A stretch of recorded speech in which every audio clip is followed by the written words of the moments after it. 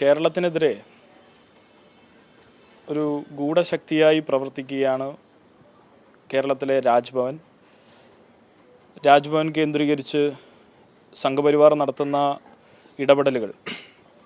അതിൻ്റെ ഓരോരോ ഉദാഹരണങ്ങൾ കേരളത്തിലെ പൊതുസമൂഹം ഇപ്പോൾ കണ്ടുകൊണ്ടിരിക്കുകയാണ്.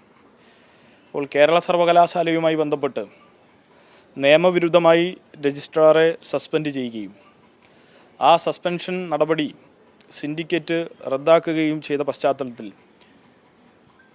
തങ്ങൾക്ക് അധികാരമില്ലാഞ്ഞിട്ടും ഇല്ലാത്ത അധികാരം ഉണ്ടെന്ന് വരുത്തി അതിന്മേൽ സർവകലാശാല നിയമങ്ങൾക്ക് കീഴിൽ നിന്ന് പ്രവർത്തിക്കുന്ന ഉദ്യോഗസ്ഥരെ തങ്ങൾക്ക് ചൊൽപ്പടിയിൽ കിട്ടുന്നില്ല എന്ന ദുഷ്ടലാക്കിൽ നിന്ന് സംഘപരിവാറിൻ്റെ ഒരു തെറ്റായ നടപടി ഏറ്റവും അവസാനം ഇവിടെ കേരള സർവകലാശാലയിൽ ചോദ്യം ചെയ്യപ്പെട്ടിരിക്കുകയാണ്. പ്രത്യേകിച്ച് കോടതി അതിൽ ശരിവെക്കുന്ന കാഴ്ചയാണ് നമ്മളിപ്പോൾ കണ്ടിട്ടുള്ളത്.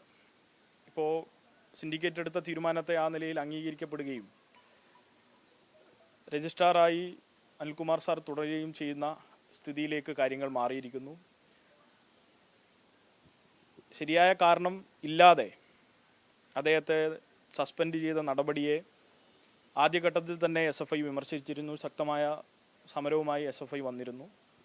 തുടർന്നും കേരളത്തിൽ അങ്ങോളം ഇങ്ങോളമുള്ള സർവകലാശാലകളിൽ ഈ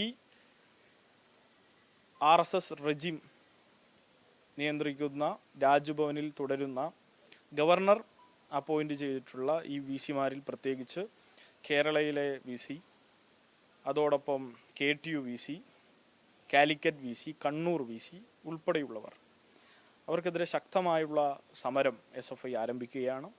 നാളെ കേരളത്തിലെ 4 സർവകലാശാലകളിലേക്ക് SFI ശക്തമായ മാർച്ച് സംഘടിപ്പിക്കാൻ തീരുമാനിച്ചിരിക്കുന്നു. ഈ മാർച്ചിൽ വലിയ പങ്കാളിത്തമുണ്ടാകും, വലിയ വിദ്യാർത്ഥി പ്രതിഷേധം ഇരമ്പിയാർക്കും. ഈ പറഞ്ഞതുപോലെ കേരളത്തിൽ ഇന്ന് കേരള സർവകലാശാലയിൽ ഞങ്ങൾക്ക് മുന്നോട്ട് വെക്കാനുള്ള ആവശ്യം കേരളത്തിലെ സുപ്രധാനമായിട്ടുള്ള സർവകലാശാലയുള്ള കേരള സർവകലാശാലയുടെ VC സ്വയം രാജിവെച്ച് പിന്മാറുക. കേരള സർവകലാശാലയിലെ VC ഇന്നിപ്പോൾ നടപ്പിലാക്കിക്കൊണ്ടിരിക്കുന്ന ഈ സംഘപരിവാർ അജണ്ട, ആ അജണ്ടയെ മുൻനിർത്തിക്കൊണ്ട് ഇപ്പോൾ നടപ്പിലാക്കിക്കൊണ്ടിരിക്കുന്ന സർവകലാശാല വിരുദ്ധ നിലപാടുകൾ കണ്ടുകൊണ്ട് സ്വയം രാജിവെച്ച് പിന്മാറുക. അത് ഉയർത്തിപ്പിടിച്ചായിരിക്കും SFI മാർച്ച് ചെയ്യുക. നിങ്ങളുടെ ശ്രദ്ധയിലുണ്ടാവും, ഞങ്ങൾ ഇതുവരെ ഇങ്ങനൊരു ആവശ്യം വെച്ചിട്ടില്ല. ഞങ്ങളുടെ ആവശ്യം ഇതാണ്: കേരള VC രാജിവെക്കുക, കാലിക്കറ്റ് VC രാജിവെക്കുക. കാലിക്കറ്റ് VC-യുമായി ബന്ധപ്പെട്ട് മറ്റൊരു വിഷയം നിങ്ങളുടെ മുന്നിലായി ശ്രദ്ധയിൽപ്പെടുത്താനുള്ളത് മാർക്ക് ദാനമാണ്. വിക്ടോറിയ കോളേജിലെ KSU നേതാവിന് മാർക്ക് ദാനം നൽകിയിരിക്കുകയാണ് കാലിക്കറ്റ് VC. അപ്പോൾ കാലിക്കറ്റ് VC-യും തൽസ്ഥാനത്ത് തുടരാൻ അർഹനല്ല. ഈ സർവകലാശാലകളിലൊക്കെ നാളെ കണ്ണൂർ, കാലിക്കറ്റ്, MG, കേരള സർവകലാശാലകളിലേക്ക് മാർച്ച് സംഘടിപ്പിക്കും. ഇപ്പോൾ ഗവർണർ ഉയർത്തിപ്പിടിക്കുന്ന ഇതൊക്കെ ഗവർണറുടെ ഒത്താശയോട് കൂടിയാണ്. ഗവർണർ എന്ന ഒറ്റ പേരിൻ്റെ ധൈര്യത്തിലാണ് ഇവരൊക്കെയും ഇത്തരത്തിലുള്ള നടപടികൾ, സർക്കാർ വിരുദ്ധമായിട്ടുള്ളതും അതോടൊപ്പം തന്നെ ജനങ്ങൾക്ക് വിരുദ്ധമായിട്ടുള്ളതും സർവകലാശാല വിരുദ്ധവുമായിട്ടുള്ള നിലപാടുകളുമായി പോകുന്നത്.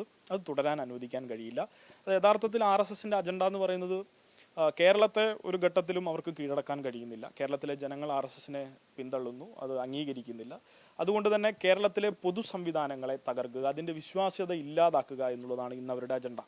ആ അജണ്ടയുടെ ഭാഗമായാണ് ഉന്നത വിദ്യാഭ്യാസ നിലവാരം പുലർത്തുന്ന, അതിൽ തന്നെ രാജ്യത്തിന് തന്നെ ലോകോത്തര നിലവാരം, രാജ്യത്തിനും പുറത്തും ഒക്കെയുള്ള വിദ്യാർത്ഥികൾ കടന്നു വന്ന് പഠിക്കുന്ന കേരള സർവകലാശാലയുടെ, കേരളത്തിലെ 14 സർവകലാശാല ആയിക്കൊള്ളട്ടെ, ഈ സർവകലാശാലയുടെ പുരോഗതി ഇല്ലാതാക്കുക, അതിന് അവിടുത്തെ ഭരണം സ്തംഭിക്കണം, അതിൻ്റെ മുന്നോട്ട് പോക്ക് സ്തംഭിക്കണം. ആ സ്തംഭനമാണ് ഇപ്പോൾ നടന്നുകൊണ്ടിരിക്കുന്നത്. അതിപ്പോൾ നിങ്ങൾ എവിടെ നോക്കിയാലും കാണാൻ കഴിയും.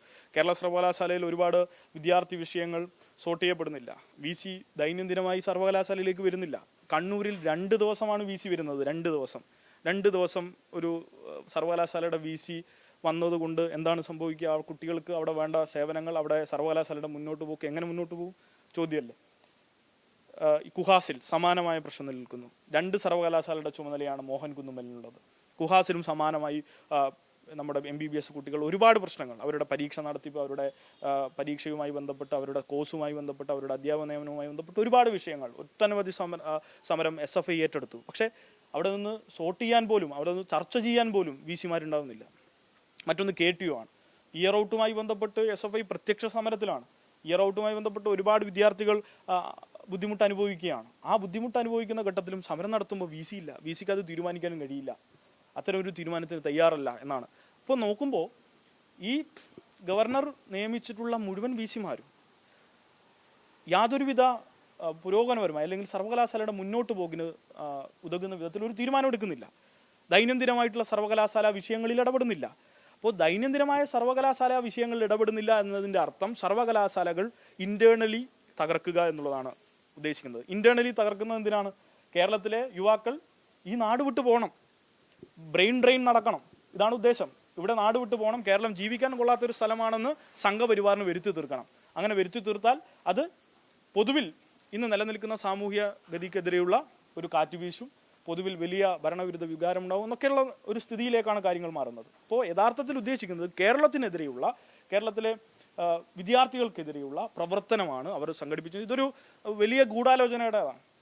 ഒരിക്കലും കേരളം പിടിച്ചടക്കാൻ കഴിയില്ല എന്ന RSSന്റെ തിരിച്ചറിവിൽ നിന്ന് കേരളം ആർജിച്ചെടുത്തിട്ടുള്ള പൊതുസംവിധാനങ്ങളുടെ തകർച്ച, ആ തകർച്ചയാണ് അവരുദ്ദേശിക്കുന്നത്. ആ തകർച്ചയിലേക്ക് വഴിമരുന്നിടാൻ ഞങ്ങൾ അനുവദിക്കില്ല. ഈ വി സിമാർ രാജിവെച്ചാൽ മതിയാവും. കാലിക്കറ്റ് വി സി രാജിവെക്കണം, കേരള വി സിയും രാജിവെക്കണം. ശക്തമായ സമരമുണ്ടാവും.